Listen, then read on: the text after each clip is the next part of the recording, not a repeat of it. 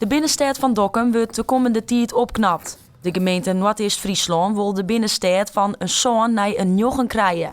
Dit om het historisch beeld weerom te krijgen in de stad. Het is wichtig om de karakteristieke historische elementen van deze stad te behouden en ook te versterken wat de leefbaarheid ten goede komt. Het is hier mooi wijnen, werken, recreëren en terug zoals te doen. Denken we dat bevorderen kunnen. De renovatie zal zo'n 2 jaar worden. Maar er binnen al wel verroringen te zien. Het eerste stuk hebben we al klaar, dat is de Gasthuisstraat. We zijn nu in het eerste stuk van de Lange Oosterstraat bezig. En daar zul je de nieuwe inrichting al lezen. Ik vind het mooi. Het is ouderwets, succes, maar weer historisch. Er zijn kopjes en het is makkelijk. Het is heel mooi. Dat vind ik prachtig. Het is een historisch effect.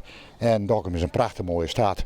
En dat is alleen maar aan te prijzen eigenlijk. Gewoon, het is hartstikke mooi. Hier zijn we nog bezig tot onder de bouwvak. En dan na de bouwvak pakken we de volgende stuk van de Lange Oosterstraat. En zo zijn er nog een aantal stritten die we de komende jaren aanpakken willen. Naast de verroringen in de stad worden de dorpen in de gemeente net vergeten. We zijn altijd bezig als er onderhoudswerkzaamheden binnen om te zien naar de koppelkonsten. Onlangs is in Verwet is dat gebeurd. Er moest ook onderhoud onder riolering pleegd worden. Werd we de hele straat upgrade hebben en dat is prachtig mooi worden. En zoals je bijvoorbeeld Kalmer Pomp stiert ook nog op een rol, maar dat bezieken we altijd op die manier in te vullen. Het moest van een zoon naar een jochen. Josje die jochen wil zitten? Ik zou er nog zeker zitten. Ja, zeker. En ik vind dat nou wel volle meer streetjes hier in de binnenstad aanpakt worden. Maar dit wij overal was mooi worden.